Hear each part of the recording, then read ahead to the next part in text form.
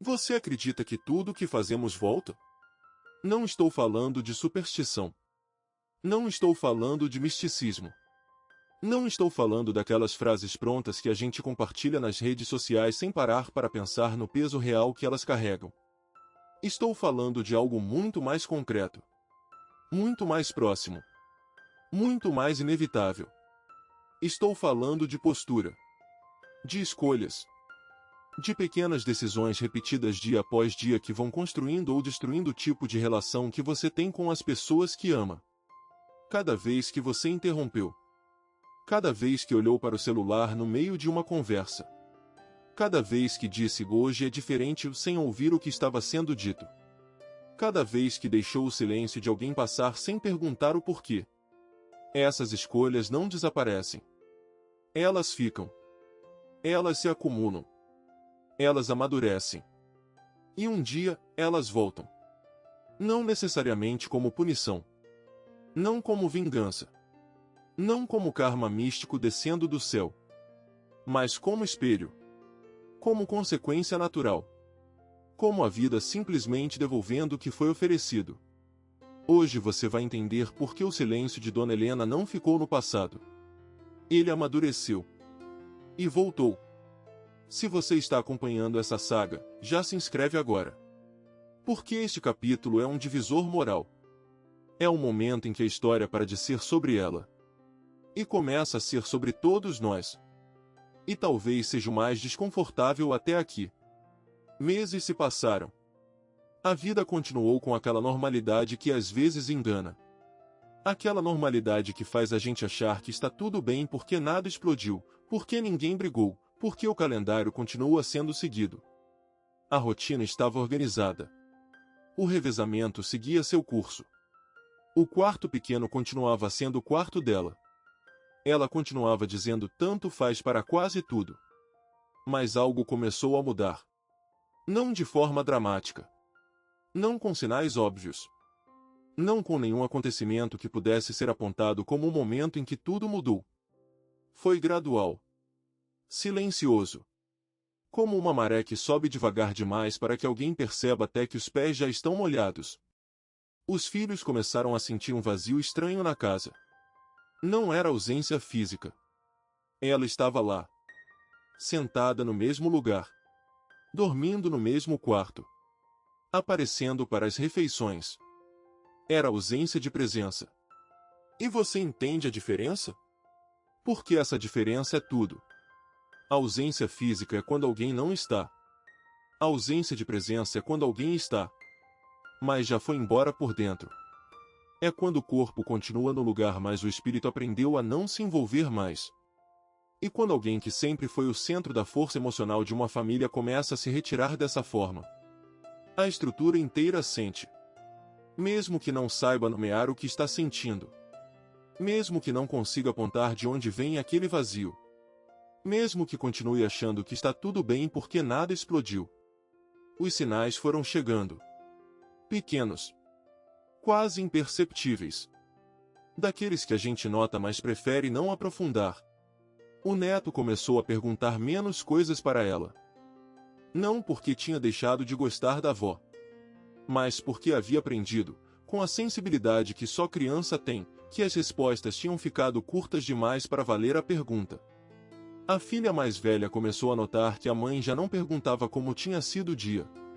Aquela pergunta simples que parece pequena mas que é, na verdade, um dos maiores atos de interesse que existem. Um ato que diz, você importa para mim. Quero saber da sua vida. Ela havia parado de fazer essa pergunta. E a ausência dela pesava mais do que qualquer briga poderia pesar. Um dos filhos comentou numa conversa rápida. Mãe anda quieta demais. A frase ficou no ar por um segundo. E depois a conversa seguiu. Porque aprofundar exige coragem. E coragem emocional nem todo mundo tem disponível no meio de uma rotina cheia de compromissos e pressões. Mas aquela frase ficou. Ecoando baixinho. Esperando o momento em que alguém tivesse coragem suficiente para ir atrás dela. Pergunta sincera para você agora, quantas vezes você percebeu que alguém estava diferente? Mas preferiu não perguntar? Quantas vezes a correria do dia foi mais forte do que a coragem de parar e perguntar: você está bem de verdade? Comenta aqui, eu preciso prestar mais atenção.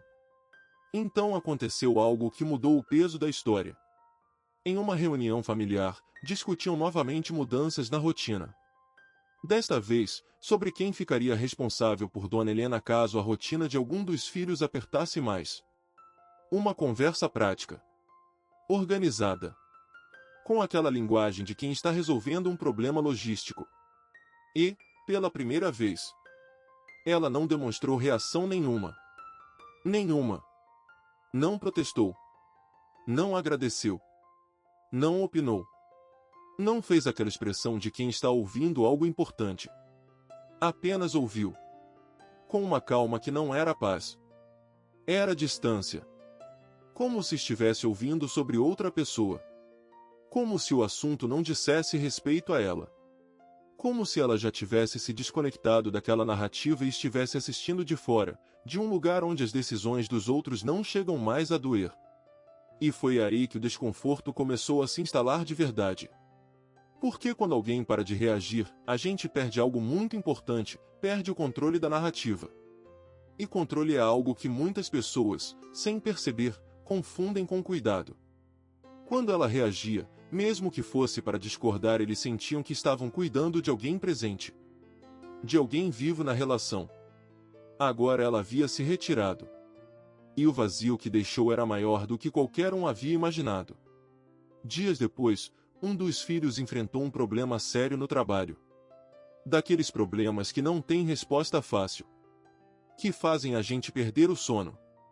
Que deixam um peso no peito que não vai embora mesmo quando a gente tenta se distrair. Estava angustiado. Confuso. Com aquela sensação de estar no meio de uma névoa sem conseguir enxergar o caminho. E fez o que sempre fazia nesses momentos. Sentou ao lado da mãe. Esperando aquele olhar experiente que já havia guiado tantas decisões. Aquela frase firme que cortava a confusão como uma faca corta a névoa. Aquela orientação segura que só vem de quem já viveu muita coisa e aprendeu a enxergar além do momento. Esperou. E ela olhou para ele. Com calma. Com aquela mesma distância serena que havia se instalado nos últimos meses. E disse: você sabe o que é melhor. A mesma frase. O mesmo tom. O mesmo distanciamento elegante. E naquele instante, ele sentiu. De verdade. No corpo. No peito. Sentiu o que ela vinha sentindo há meses. A ausência de direcionamento. O vazio de referência.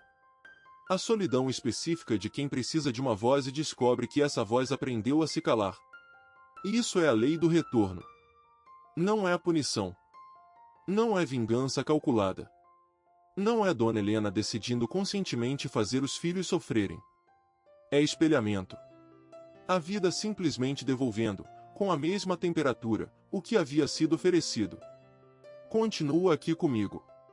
Porque daqui a pouco vamos chegar no momento em que um dos filhos finalmente teve coragem de fazer a pergunta que deveria ter sido feita muito antes.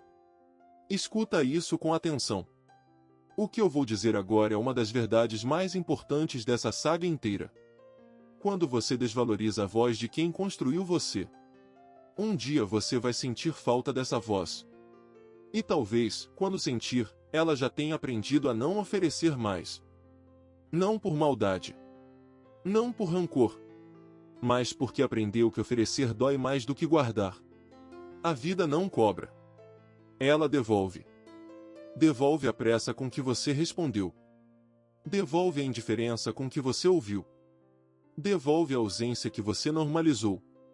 E o mais difícil de tudo é que essa devolução não vem com aviso. Não vem com explicação.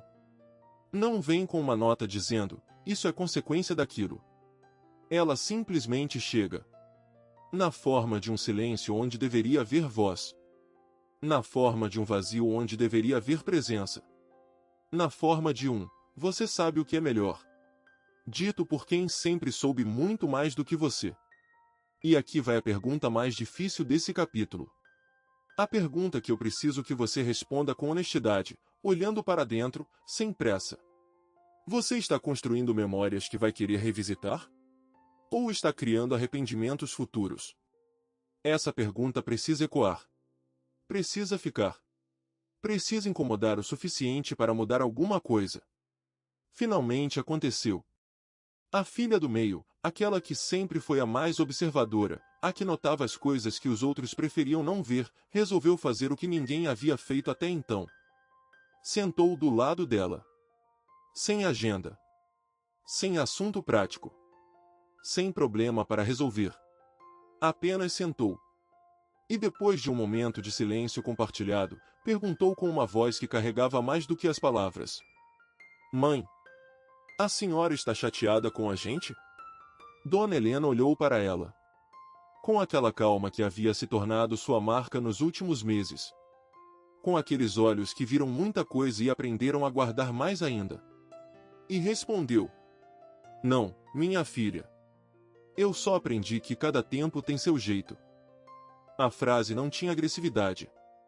Não tinha acusação. Não tinha o drama que talvez a filha esperasse encontrar. Mas tinha verdade. Uma verdade densa, comprimida, pesada, embrulhada em serenidade. Ela não estava com raiva. Ela tinha se adaptado. E adaptação extrema, aquela adaptação que vem depois de muitas tentativas fracassadas, depois de muitas vozes ignoradas, depois de muitos, hoje é diferente. Às vezes é desistência elegante. Naquela noite, os irmãos conversaram entre si. Sem a presença dela. Mas, pela primeira vez, inteiramente sobre ela. Não sobre como organizar o revezamento. Não sobre quem ficaria responsável por qual período. Sobre ela. Sobre quem ela era. Sobre o que havia mudado. Sobre o que eles haviam feito, ou deixado de fazer. Perceberam o padrão. Relembraram as frases. Relembraram os momentos em que cortaram assunto. Relembraram o "hoje é diferente", dito com tanta naturalidade. Relembraram os olhares para o celular no meio das histórias dela. Relembraram a história do neto que ficou pela metade. E entenderam algo doloroso. Algo que dói de um jeito específico, daquele jeito que só a verdade dói. Não haviam sido cruéis. Crueldade seria mais fácil de lidar. Crueldade tem um culpado claro. Crueldade pode ser apontada, nomeada, condenada. Mas tinham sido negligentes. E negligência emocional também machuca. Machuca de um jeito que não aparece em nenhum exame. Que não deixa marca visível. Que ninguém consegue provar.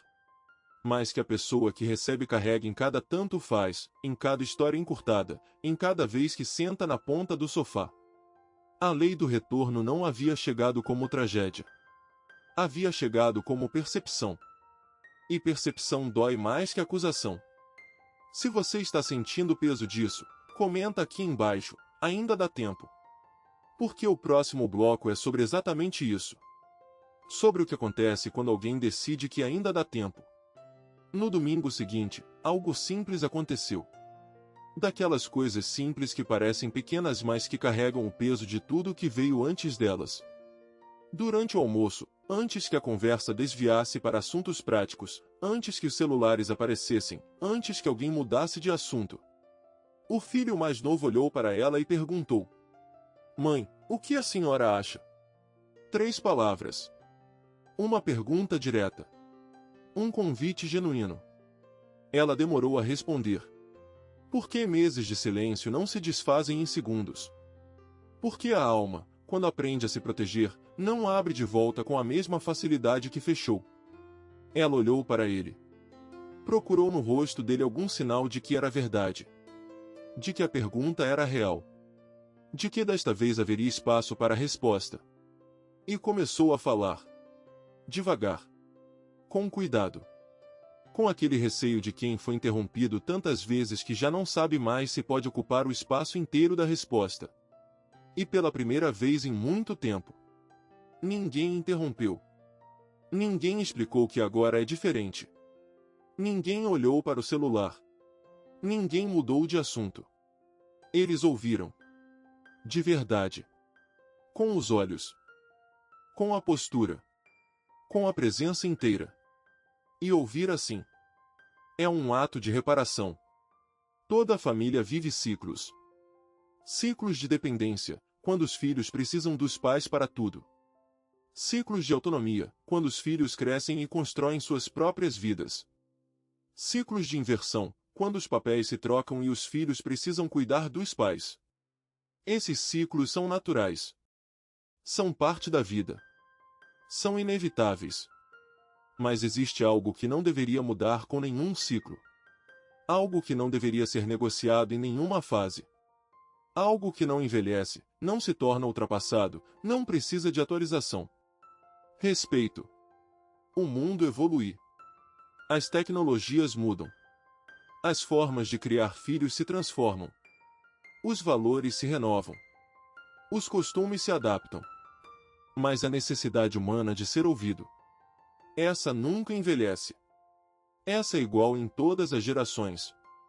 Igual em todas as culturas. Igual em todas as idades. A lei do retorno não é mística. Ela é relacional. Você colhe o tipo de presença que oferece. Você recebe o tipo de escuta que pratica. Você constrói o tipo de vínculo que cultiva. E o mais importante, você ainda tem tempo de mudar o que está construindo. Naquela noite, Dona Helena voltou para o quarto. O mesmo quarto pequeno. As mesmas paredes que ainda não tinham as marcas da sua história. O mesmo teto que ela havia fitado tantas noites de olhos abertos. Mas algo estava diferente. Não era o tamanho do espaço. O quarto continuava pequeno. O revezamento continuava existindo. A vida não havia mudado completamente em um domingo. Era o tamanho da escuta que começava a se reconstruir. Ela sentou na beira da cama. E pela primeira vez em meses, não se sentiu diminuída. Não se sentiu uma responsabilidade. Não se sentiu uma variável num calendário. Não se sentiu a mãe deste mês. Sentiu-se, por um breve momento, simplesmente ela. A lei do retorno havia chegado. Não como castigo. Não como acerto de contas. Mas como chance. Uma chance pequena. Frágil. Que precisaria ser cuidada com atenção para crescer. Mas uma chance. E às vezes, uma chance é tudo o que a gente precisa. Se essa história está mexendo com você, se você já lembrou de alguém enquanto ouvia esse capítulo, comenta aqui embaixo, ainda dá tempo. Eu quero ver quantas pessoas acreditam nisso. Quantas pessoas estão dispostas a mudar antes que seja tarde. Se você ainda não está inscrito no canal, se inscreve agora e ativa o sininho. Porque no próximo episódio a saga vai entrar no ponto mais delicado de todos, o pedido de desculpas que ninguém sabe como fazer. Porque reconhecer é uma coisa. Reparar é outra completamente diferente. Compartilhe esse vídeo com alguém que você ama. Com um filho adulto. Com um irmão. Com alguém que talvez precise ouvir isso antes que a lei do retorno chegue na casa dele. Não para acusar, mas para despertar. Mas a pergunta que fica é: escutar uma vez resolve tudo? Um domingo diferente apaga meses de silêncio? Uma pergunta genuína desfaz todas as interrupções? Um momento de atenção reconstrói o que o tempo foi desmontando? Ou é preciso algo mais? Algo mais profundo? Algo mais constante? Algo que vai além de um gesto isolado num almoço de domingo? No próximo capítulo, vamos entrar no momento mais delicado da saga. O pedido de desculpas que ninguém sabe como fazer. Porque reconhecer o erro é uma coisa. Difícil, sim. Doloroso, sim. Mas possível. Reparar é outra completamente diferente. Reparar exige consistência. Exige paciência. Exige humildade de continuar mesmo quando parece que não está funcionando. E o próximo capítulo vai provar isso. Se você quer ver como essa história continua, se inscreve agora. Porque a reconstrução pode ser mais difícil que o abandono. E a história de Dona Helena ainda não terminou. Até o próximo capítulo.